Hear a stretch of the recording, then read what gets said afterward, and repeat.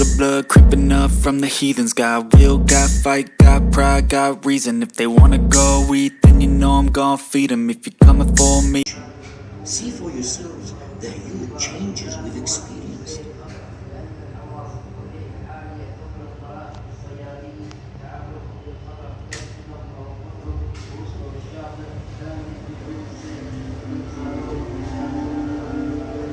The sea is in our blood family.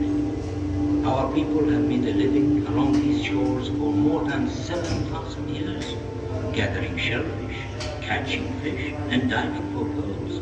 Our hearts beat to the rhythm of the sea. These waters contain only the finest fish, sea bream, tuna, and hammock. Our forefathers made their nets and fish traps from woven palm leaves.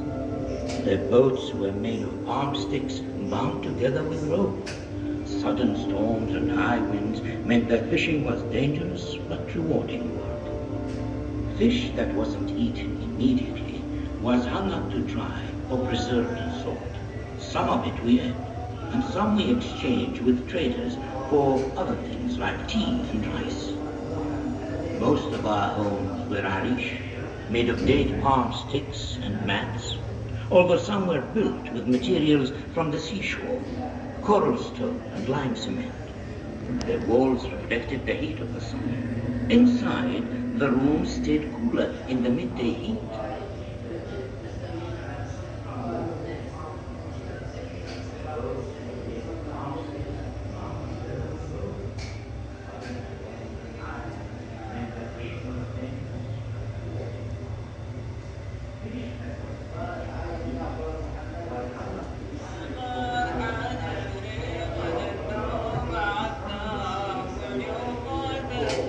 Camels hold a special place in our house. We honor these loyal and noble creatures which can endure the blazing desert heat for days without food or water. They are a vital source of meat and drink. Their dung is used as fuel, their hair to eat clothes, ropes and bags, their leather to make straps and sandals. The camel is truly a gift of God, perfectly adapted to life in the desert.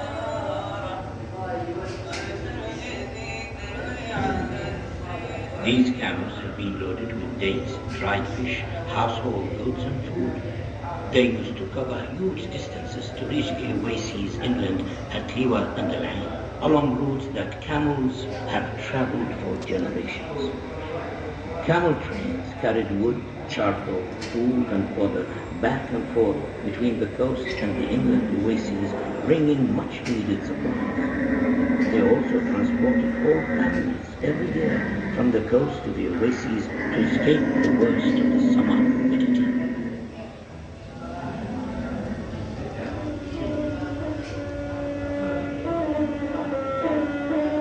This is what makes camels happy. In the desert, they can smell water from many miles. This oasis is fed by cool underground springs and a network of barrages, man-made channels which bring water from the mountains. Here, we produce dates, cereals, vegetables, fruit and fruit. It's a kind of paradise, cool and clean. At night, the birds settle in the shade of the trees, and you have to keep a watchful eye for the snakes and scorpions. The camel-grazing Bedouins were nomadic during the months of good grazing and would settle around oasis wells in the summer. Many would live in traditional desert tents made of woven cloth.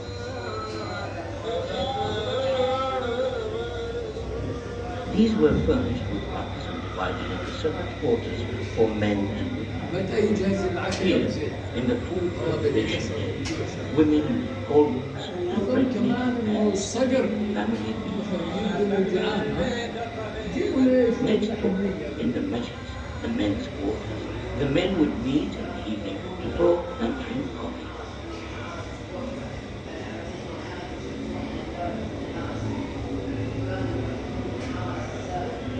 Our ancestors began to settle here more than 5,000 years ago, and they made the most of the gold mine. Copper mining was one of the earliest industries here. Miners hammered away at rocks with handmade tools to uncover seams of copper ore in the mountains. Sometimes they would use fire to crack the rock face. It was a dark, dangerous place too.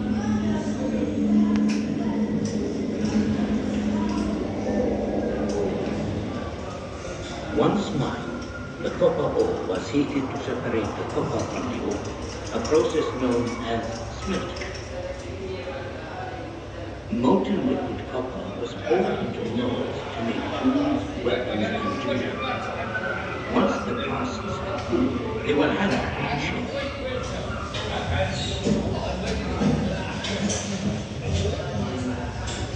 Turn down, please, children. Turn to page 17. Can anybody tell me what they see here? Please, sir. Ahmed? The man is diving for pearls. My great-grandfather was a pearl diver. He could hold his breath for ages. He taught me to swim and dive. One day, I'd like to be a diver too. The seas around me. In the last century, huge fleets of pearl vessels set out from Abu Dhabi every summer. The departure of the fleet was like a major event. Families left behind were anxious about their loved ones. Some of the men never returned. The divers were weighted down as they plunged to the shallow lands to search for oysters. It was a dangerous job. With stinging jellyfish, sharp corals, and no breathing water. But a lucky diver might establish a family's fortune. To keep their spirits up, the Niham would chant to inspire the pearls, leading them all in songs which marked each stage of their work.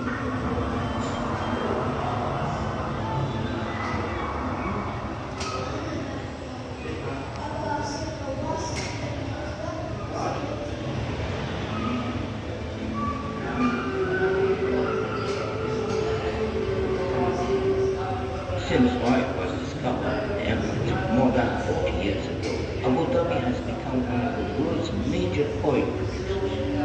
Much of this oil comes from under the sea. A network of offshore drilling platforms taps into vast reserves. Abu Dhabi currently has around a sixth of the world's oil and gas.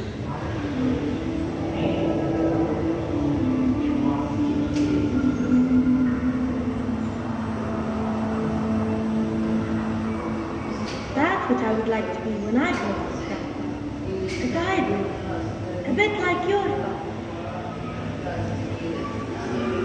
The underwater pipelines are maintained by highly skilled commercial divers. They wear protective suits and dive to the seafloor to work on the pipes, moving through the murky waters amongst the fishes and creatures of the sea.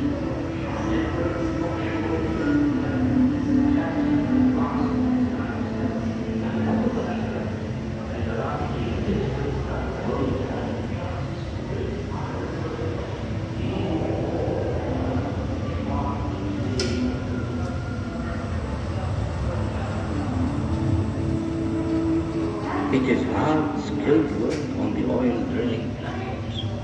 Highly trained men operate the drills, pumps, and other heavy machinery, extracting crude oil from beneath the sea.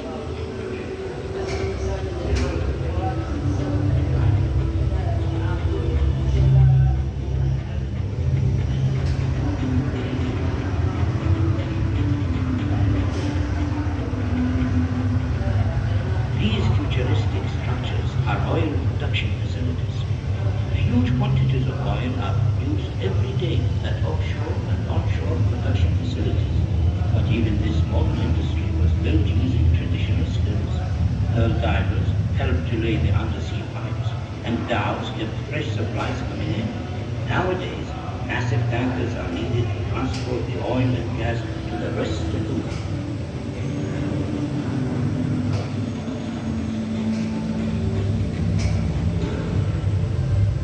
Abu Dhabi today is an emirate to be proud of. There is so much to do in this dynamic, lively country. Busy streets, shopping malls, markets, hotels, a fantastic waterfront, beautiful mosques, magnificent mountains and parks. In little over a generation, Abu Dhabi has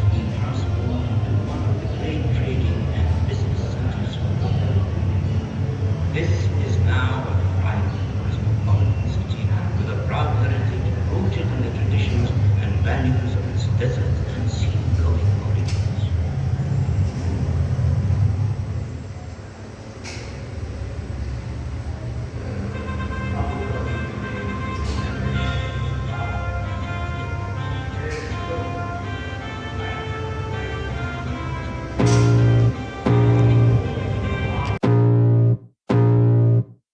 I can feel the blood creeping up from the heathens. Got will, got fight, got pride, got reason. If they wanna go eat, then you know I'm gon' feed them. If you're coming for me, hope you're ready for a demon. I got eyes in the back of my head, I'm seeing. Take me for granted and you know I'm leaving. I'ma take what's mine with the webs I'm weaving. I could take this crowd from seeing to believing. Got a taste for blood and my tongue keeps bleeding from the words I spit. So sharp, so freezing, so cold. Behold, frostbite they feeling. I could tear you apart or I could go heal them. Don't believe in fate, don't believe in ceilings. I just need a taste and my mind starts peeling. I don't pace myself, I grind on kneeling. Got lust for change, I just love the feeling. I ain't gonna give up. Got too little time, I'ma live